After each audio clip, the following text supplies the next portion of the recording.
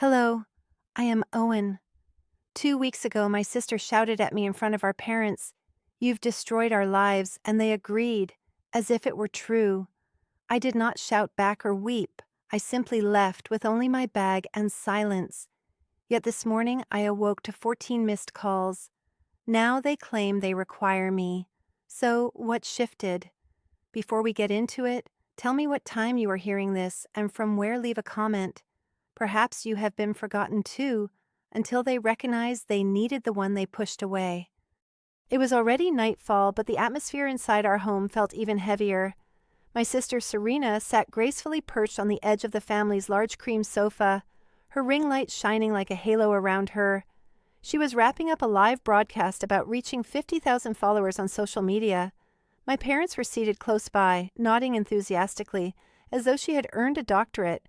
I stood in the doorway between the kitchen and living room, holding a worn-out mug of tea I had reheated twice. My name was not mentioned even once in the last hour. That did not surprise me. I had become skilled at fading into the background.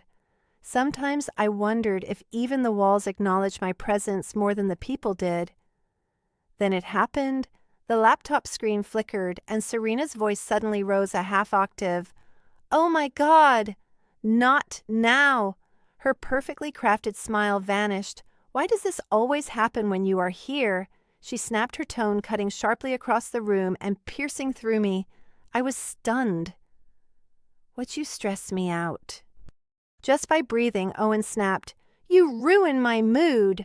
I glanced around, half expecting someone, anyone, to call out the absurdity for what it was.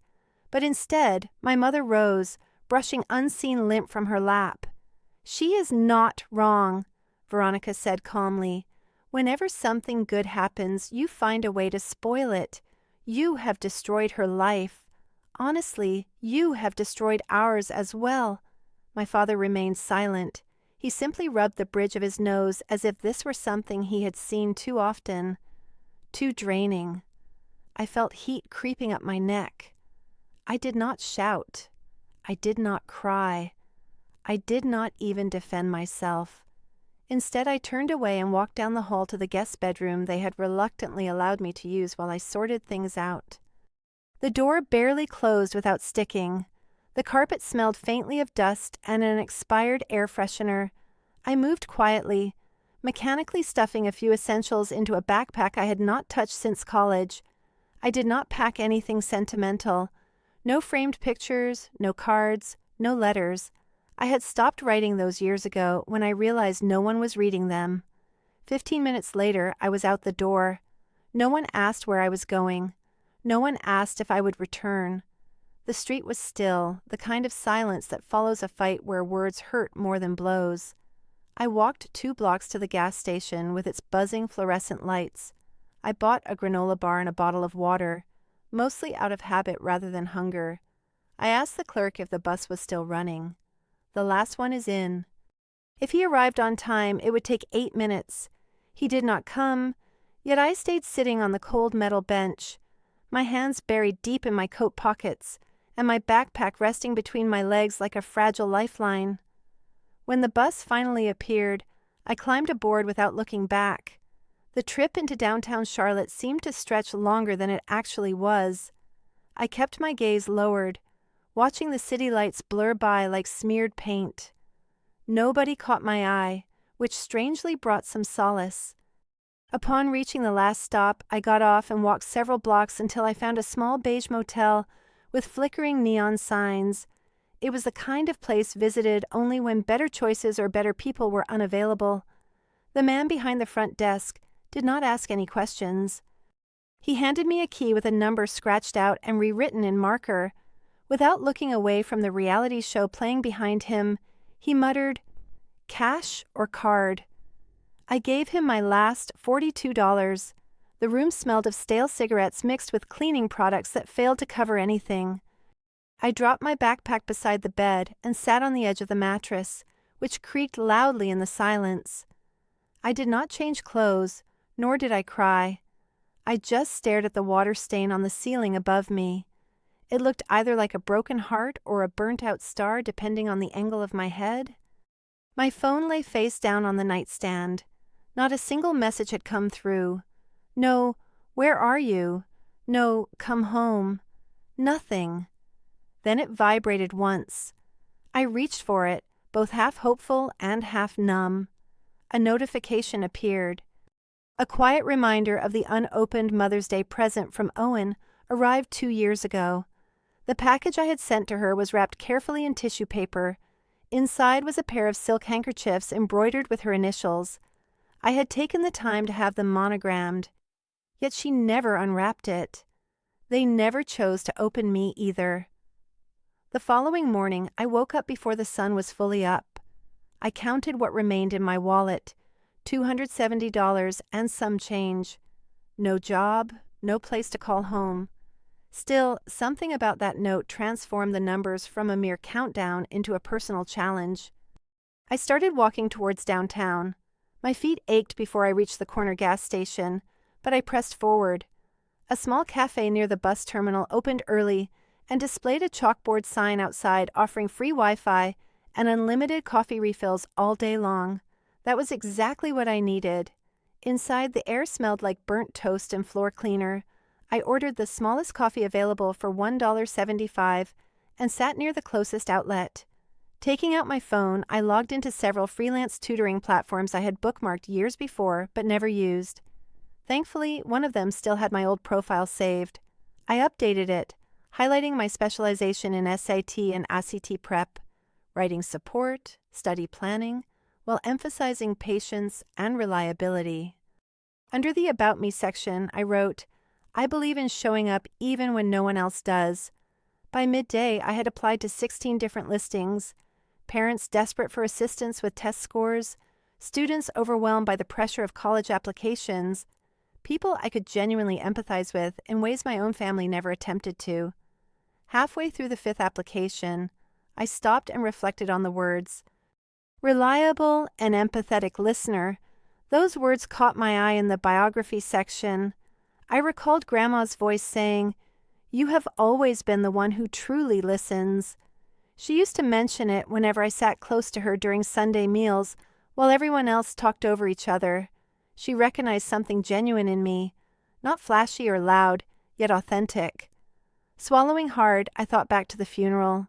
We had gathered in the reception room surrounded by polite strangers and bad coleslaw.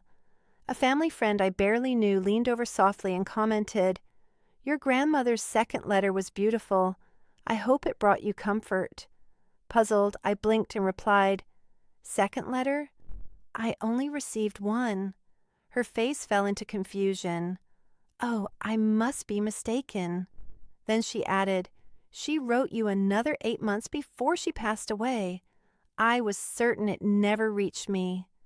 When I asked my mother about it 3 days after the funeral, trying to give her the benefit of the doubt, she did not even hesitate. "It was nothing important, just little sweet things from an old lady," she said. That letter had also vanished as if I'd never existed. It felt like a long, subtle pattern, so ingrained that you only notice it once you awaken and realize all your sharp edges have been softened by the very people who claim to love you. Shaking off that memory, I turned my attention back to my applications. A notification popped up.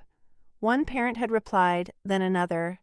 By the week's end, I had secured 3 clients, 2 high school students, and 1 adult preparing for the General Education Development Test. The library 2 blocks away from the cafe welcomed visitors, too. I borrowed Chromebooks for my online classes, reserving 2-hour slots every afternoon, and using them as if my survival depended on it, because in truth, it did. The pay was modest, but every single dollar felt truly earned. And the students, they paid attention. They asked thoughtful questions and expressed their gratitude. One girl named Riley told me during our second session, "You're the only person who has explained this in a way that finally makes sense." It was unusual to be perceived by strangers in ways I had never experienced at home. That evening, I returned to the motel and jotted down my earnings on the back of the same receipt I got during check-in. I recorded my tutoring hours, the payments that arrived through PayPal, and how much I could afford to spend for the next 2 nights. I looked around that small room. It carried faint scents of bleach and damp fabric curtains, but it was mine for the moment, and that was enough. For the first time in many years, I felt a flicker of pride slowly unfurl within me. They never recognized what I was creating, I whispered to myself, since no one else believed I could. It was not just bitterness, it was a sharp and clear sense of understanding. I lay down, still wearing my jeans, too restless to fall asleep.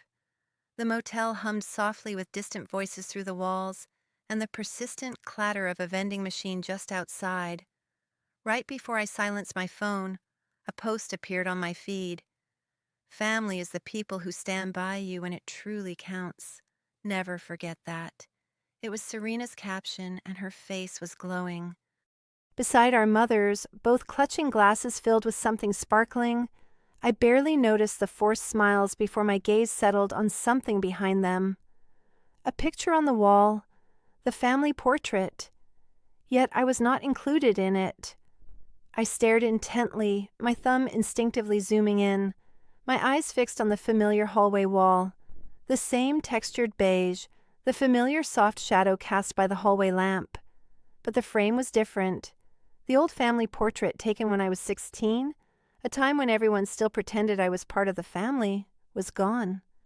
In its place was a polished new photo, with Serena in the center, naturally.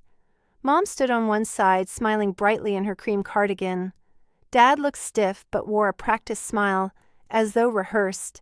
Even the golden retriever Sprout, who had joined the family after I moved out, sat proudly in front. It resembled an advertisement for a Hallmark-like perfect family. Only I was missing. Not a single mention, not a hint. Just a neat, cheerful snapshot carefully trimmed to erase the messy pieces. I didn't cry as I thought I might. Instead, I felt a slow warmth rising in my chest. It wasn't sadness or even anger, but something quieter and heavier, like witnessing someone toss away a letter before reading it and realizing the letter was mine. I sat on the edge of the motel bed, the phone still glowing in my hand. A few years ago, I might have convinced myself it was just a matter of needing a smaller frame, or that they hadn't expected me to notice. But this time, it was different. This was not a mistake. It was official. I had been erased, not figuratively, but in reality. Emotionally and physically, I found myself scrolling back through other pictures on Serena's profile, a nostalgic glimpse at better times during a family dinner last Sunday, feeling thankful for my close circle. There I was, always just barely captured in the shot, or cut off completely. And now I simply wasn't there at all. A rush of memories swept over me. I was 9 years old, standing on a stool so I wouldn't appear too small in the church group photo. Everyone chuckled when Serena teased, "Owen always looks like she photobombed us." That moment, Mom tried to stand up for me in a way. "She's just shy, that's all," she said. But despite that, they still placed me at the very end of the row. Being out of the frame was easier for them. I shook the memory away and reached for my tote bag, desperate for a distraction. I started sorting through tutoring requests, replying to students, and filtering messages. It was just busy work until I opened the spam folder. There it was, a subject line I almost overlooked: Re-Family Podcast Opportunities sent by Serena. My heart tightened. I clicked on it. The message was a brief, polished note to a PR representative, pitching an episode centered around modern family stories, showing resilience and the impact of social media. Then, at the very bottom, my sister's words stabbed me. "She's just bitter and emotionally unstable. We have our reasons for not speaking. I don't want her involved. It has taken years to restore the family's reputation." My grip on the phone grew firmer. The ring in my ears grew louder. I read that sentence 3 times, each word pounding harder than before. Bitter, unstable, restore. I didn't shed a tear. I didn't. Instead of screaming, I captured a screenshot, then another one. The next morning at the library, I printed the email and taped it to the motel wall right beside Grandma's letter. Those words stood side by side like a contrast between before and after. One letter believed in my potential to build something meaningful. The other suggested I was invisible, not significant enough to be acknowledged. I grabbed a pen and began outlining everything on the motel notepad. Dates, remarks, moments of gradual erasure, dismissals, and the behind-the-back insults that finally appeared in writing. It no longer felt trivial, it felt crucial. A few days later, a notification arrived from a Dallas-based SAT prep group. They had examined my profile and offered me a place in their virtual sessions program at $75 per student, a figure I had not encountered in many years. This meant I could stop relying on cheap coffee and uncertainty. I accepted quietly, without jumping or smiling, embracing a calm satisfaction that did not require attention. By Friday night, I had saved enough to reserve a modest room in a shared apartment several miles away. It was no palace, but it had a door that locked and no flashing neon sign outside. Sitting on the bed, I traced the edge of the email with my thumb. I was no longer angry. Instead, I was awake. There is a distinction. Suddenly, a knock on the motel door startled me. It was sharp and hesitant. Slowly, I rose and opened it. There she was, Meleus, my former closest friend. Her face held. She appeared thinner and exhausted, clutching something wrapped in an old dish towel as if she wanted to keep it hidden. She spoke softly. "Owen, they told me you were in trouble." I did not believe it until I saw this. I stepped aside to let Meleus enter, and she hesitated, as if she felt out of place, like crossing that threshold meant betraying someone. She extended a small envelope, the kind I used to buy in bulk from that stationery shop near the library. My name was written on it in my own handwriting, soft and rounded letters that I had not used in months. A tightness gripped my chest. "It is still sealed," she whispered. Meleus explained she found it in my mother's desk beneath a pile of expired coupons. She did not reach for it immediately, simply staring. "I was not snooping," she assured, carefully placing it on the small table beside the microwave. She had been dropping off something for Serena, and Veronica had kept her waiting in the kitchen. The envelope had been sitting there, as if it meant nothing. Eventually I picked it up. The envelope showed no tears or wrinkles, looking exactly as it had when I walked it to the mailbox last year, on my mother's birthday.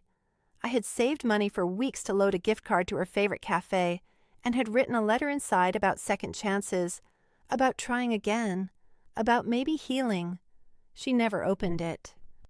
Meleus sat down across from me, her mouth agape as if she wanted to say more but held back. I slid a fingernail under the flap, and the paper lifted easily without any resistance. I pulled out the card, and the soft pink sheet unfolded.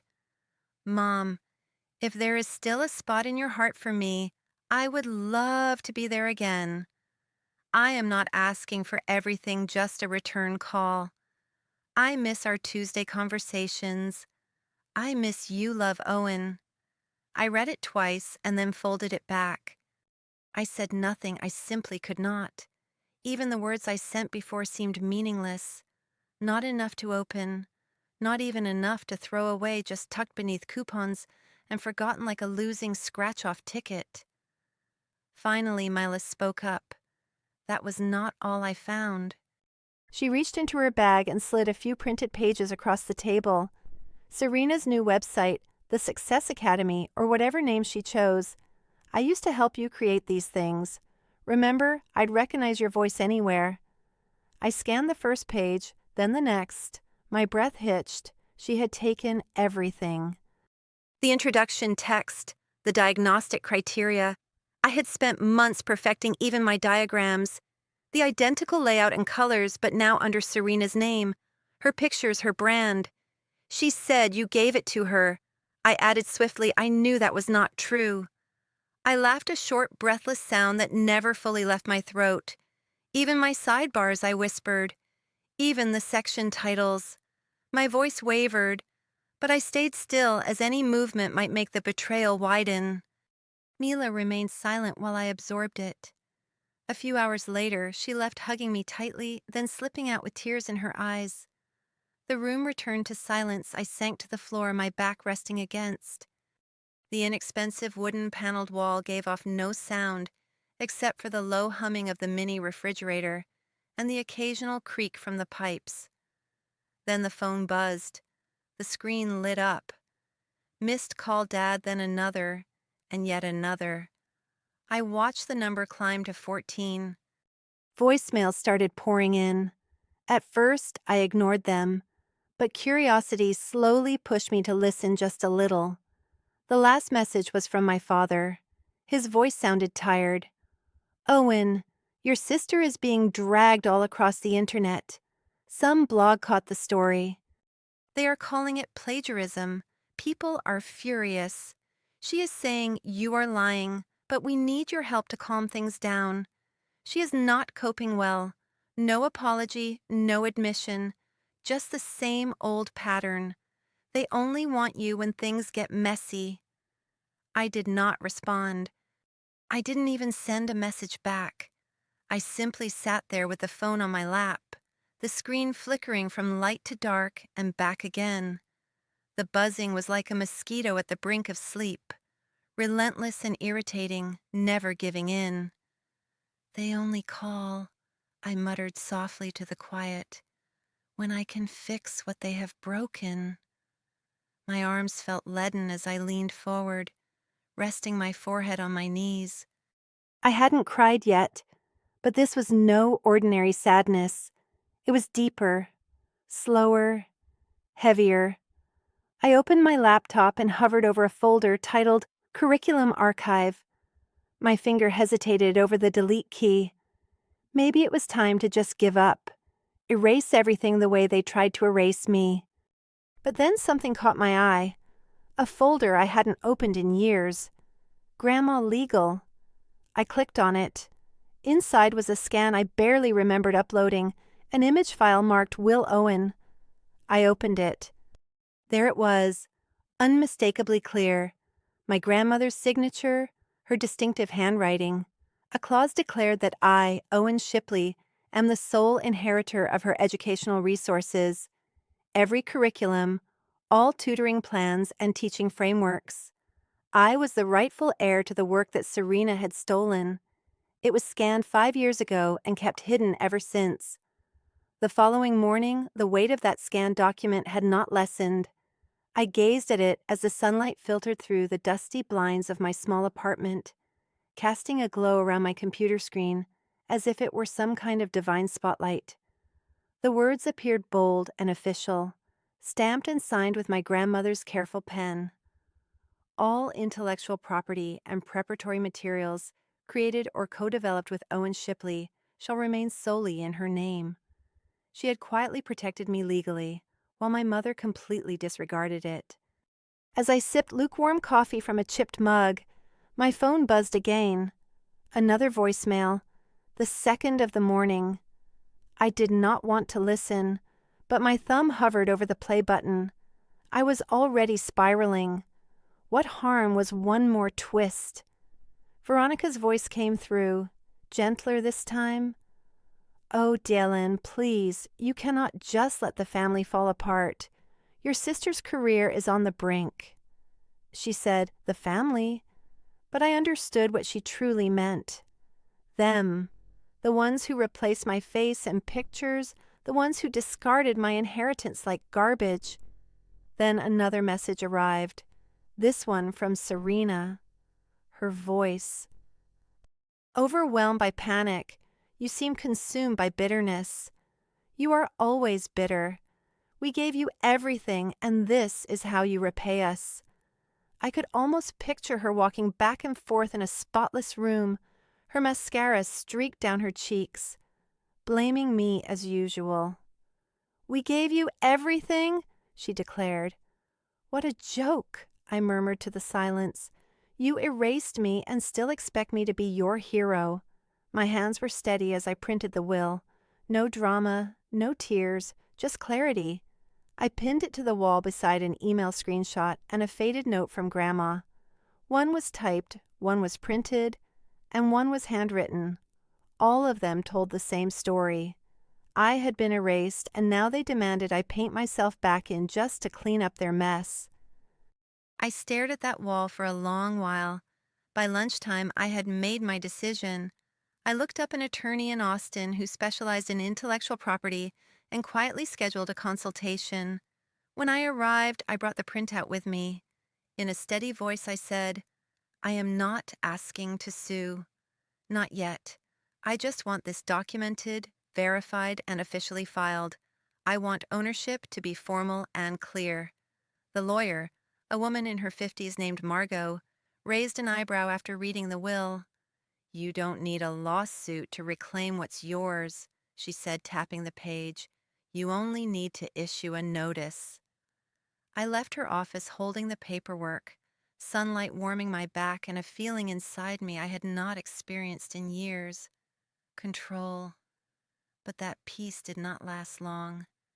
That night there was a knock, 3 taps, firm and familiar. I looked. Peering through the peephole, I almost recoiled in disbelief when I saw Veronica, Gareth, and Serena. I opened the door but did not invite them inside. We remained in the cramped hallway where the atmosphere felt tense, as if everything between us had transformed into fragile glass, ready to shatter if anyone raised their voice. Veronica appeared worn out. Her lipstick was fading and her hands shook slightly. Gareth stayed silent as usual. Serena's eyeliner was smeared and her carefully maintained appearance was starting to crack. She was fully aware of it. Veronica took a deep breath and admitted, "We made mistakes," her hands tightly clasped. "We understand, but family means forgiveness." I did not give in. "No," I responded quietly. Family meant not destroying my letters. It meant opening the envelope I sent. It meant acknowledging my name in your family appreciation posts. Veronica looked away. I turned my gaze to Serena, who met my eyes like a child caught in wrongdoing, yet unsure how to express regret. This time, I was clear as I stepped back. "I am not here to clean up your chaos."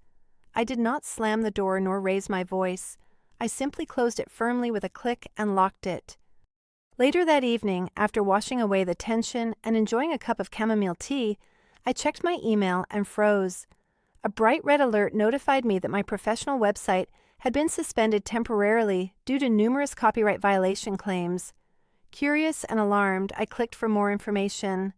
An anonymous IP address had filed claims against my own curriculum. My stomach churned. They had returned for me, not with insults but with legal documents, attempting to erase my existence once again. But this time, things were different. I was prepared. When I finally opened my eyes, the sky outside was a dull and lifeless gray. It was one of those mornings where the light feels heavy, like a weight pressing down rather than a hopeful beginning. I instinctively reached for my phone, expecting the usual stream of overnight tutoring messages or calendar reminders. Instead, the first thing that greeted me was a glaring red banner on my screen announcing your website has been temporarily suspended due to a reported copyright violation. My heart raced as I sat up, though my hands remained steady. Then came a second notification, followed closely by a third. Each subject line conveyed a similar urgent message about copyright claim reviews pending. At first, I assumed it was a technical error or an automated system glitch, but when I clicked to review the claim, a chill ran through me. The accusation was clear. Proprietary material was being used without permission. There was no sender's name, only an anonymized IP address tied to the complaint. However, Veronica, my lawyer, was already one step ahead. Within the hour, she called and said flatly, "It traces back to Serena's branding agency. This is not a coincidence." I did not scream or cry. Instead, I took a deep breath, opened a new folder, and began my defense. I captured screenshots of every web page, every time-stamped lesson, every outline and diagram I had created. I located the PDF copy of my grandmother's will and highlighted the clause that protected the intellectual property. I even included early drafts saved on my cloud backup from well before Serena had launched her academy. I crafted the counterclaim with the calm conviction of someone who no longer needs to prove anything. I do not scream anymore. While organizing the files, I typed a note to myself to keep everything in order. That very afternoon, I sent an email, not only to the board managing my platform, but also to all my tutoring clients and professional associates. There were no exaggerations or accusations, just a clear and calm message. I wrote, "Due to recent misunderstandings, please find attached the original course materials, including timestamps, development drafts, and my legal rights to this content secured through notarized family documents. I express my gratitude for their ongoing support." Within minutes, several responses arrived. Most were encouraging, while a few showed surprise. But one message stopped me in my tracks. It was from a parent I had worked with the previous autumn, a single mother from Houston, who wrote, "Your course saved my daughter's future. Don't let anyone take this away from you." I printed that note and placed it beside my will on the wall. One paper signed with blood, the other born of dedication. Together they symbolized something truly meaningful. By evening, the controversy began to swell. This time, it was not my fight. Serena posted a mysterious update on her main page. People tend to claim credit once all the hard work is done. Funny how that happens, but the online community was not convinced this time. Within the hour, an intern, presumably someone Serena had dismissed without hesitation, shared screenshots, timestamps, chat records, and even early Canva templates, all linked to me, some dating back years. The comment section beneath Serena's update erupted quickly. This appears to be a classic case of erasing contributions. Wait, why is Owen not mentioned or credited anywhere? I trusted the family reputation way too easily. I didn't reply because I saw no need to. Instead, I sank into my worn-out couch, cradling a cup of peppermint tea, legs tucked beneath me and my laptop resting on my knees. For the first time in ages, I didn't feel insignificant. I felt calm and resilient. Then, just after 10 o'clock at night, Margot called once more. "Owen," she said cautiously, "I don't want you to panic." I paused, my heartbeat slowing to a calm beat. "Tell me." "Serena's team has just filed an emergency injunction. They aim to shut down your website permanently," she revealed, then hesitated. "Your name is now being dragged through a Reddit thread that is rapidly gaining attention." This was no conversation or apology. It was an attack. I carefully put down my mug and glanced at the documents taped to the wall. This had grown beyond something personal. It was now a matter made public, and it had become a war. The next morning, I didn't rush to check my emails. I brewed coffee, listened to the kettle's whistle, and took a deep breath. Slowly, I cracked the window open just enough for the chilly air to stir me awake.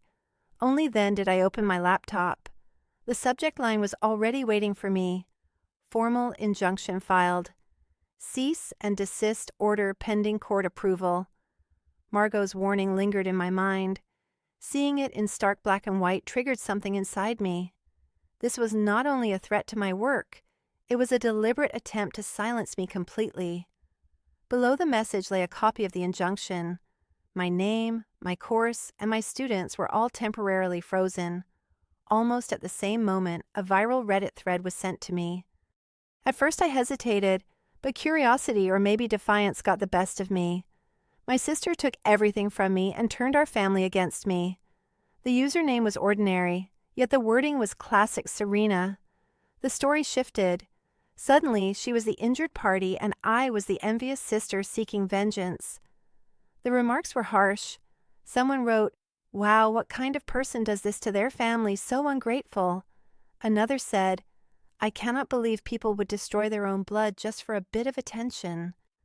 I nearly closed the page. Almost. Then I noticed a comment near the end. Funny how the proof always appears when the loud ones overplay their hand. That stopped me completely. It was not loud, it was brief, but it reminded me that I had all the proof, every last bit. I did not waste another moment. I turned on my webcam, keeping the room dim, without any makeup or flattering angles, just myself. I spoke calmly, neither with anger nor apology. I placed the printed will before me and read the paragraph aloud, the part about ownership. I showed the signed page and then shared my screen with the original curriculum files, the drafts, the timestamps, a side-by-side comparison of her rebranded content, And finally, the emails, one from her agency, another from her PR team, all with my name removed. When I finished, I stared straight into the camera. "They say silence is power," I said softly, "but sometimes the truth demands to be heard. This is my voice." I did not add music or dramatic cuts. I did not ask for support or pity. I simply pressed upload and let it be. Within just 2 hours, my phone kept ringing nonstop. Former clients shared the clip eagerly. One person said this woman helped her son pass his GED.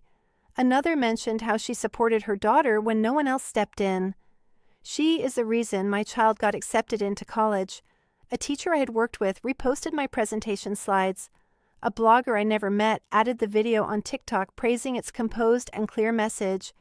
Even the moderators on Reddit responded by marking the original discussion as misleading and locking the comment section. Something was changing gradually yet undeniably. Late that night, I received a voicemail from my mother. Her voice sounded low without any pretense, only exhaustion. "We are sorry." Not apologizing for everything, perhaps not yet, but for the moment, for allowing this to happen. "You did not deserve that, Owen." She did not ask me to call back, and I did not. That part of me that had longed for those words since childhood did not react. It neither leapt nor reached out. It only absorbed and let it sink in. Several hours later, someone knocked on my door. No one I knew had mentioned coming over. I opened cautiously to find a delivery man holding a small package and a clipboard. "Certified delivery," he said. "Signature required." I signed, shut the door, sat on my bed, and carefully removed the seal. Inside was a single legal-sized envelope, made of cream paper from Serena's lawyer. I opened it and read the statement. "Proposed settlement agreement enclosed. Confidentiality required. Full rights and name restoration in exchange for non-disparagement." They were presenting an offer, a quiet conclusion, a negotiation. Yet they were... I was mistaken about one thing. Silence no longer shielded them. It merely delayed the inevitable. My hands did not tremble as I held the check. It felt weighty. Yes, it represented 6 figures worth of forgive and forget. Yet my fingers remained calm as I unfolded the NDA attached withdraw. All accusations, delete the video, never speak out again. It was an offer disguised as a solution, but reeked of control. I read it twice. First as a woman who had spent too many years doubting herself, then again as the woman I had become no longer seeking permission to voice my truth. Then I walked over to my shredder, inserted the papers, and listened as the blades transformed their silence into dust. That afternoon, I posted my final message. No video this time, just a still picture. My name, my credentials, and the phrase, "You don't owe anyone silence simply because they share your last name. I refuse hush money for pain I never inflicted." By evening, it was spreading everywhere. Women from different walks of life, former teachers, daughters deprived of inheritances, sisters familiar with being scapegoated started sharing it. Not to gain sympathy, but because it expressed something they couldn't articulate. One message said, "I thought I was alone. Thank you for voicing what I couldn't."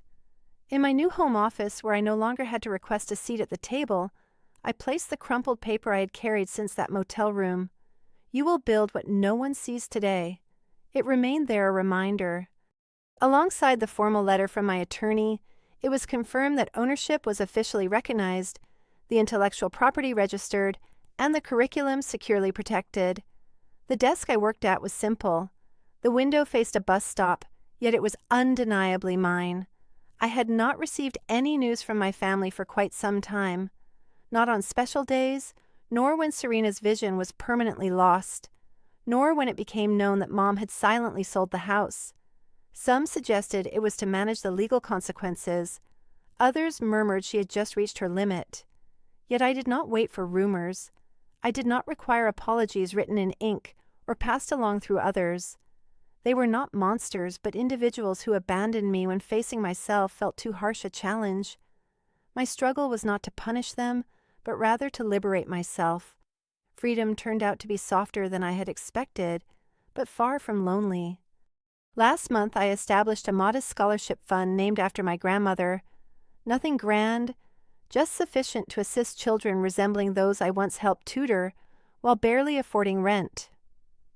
Thank you letters began arriving, mostly from strangers. However, one came from a student I had taught during the time when I worked inside the public library. That student was the first person to tell me I could succeed, and I chose to believe those words. I held on to that letter for quite a while, not because it caused pain, but because it felt inconsequential. This was the existence I had forged within the silence they once imagined would bury me. A few days ago, I printed out a second copy of the note from my grandmother. I folded it into an envelope without a return address or any message, containing only those words, "You will build what no one sees today." I sent it by mail to There was a girl I once tutored who softly confided in me that her parents believed she was overwhelming. She was told to stop dreaming so loudly because perhaps one day she might end up alone in a motel room, and those harsh words could affect her the way they did me. Have you ever ceased pursuing an apology that never arrived and understood that true peace was the real form of closure? Have you ever been wiped away by your own family and yet discovered the courage to create something enduring? Feel free to share your story below.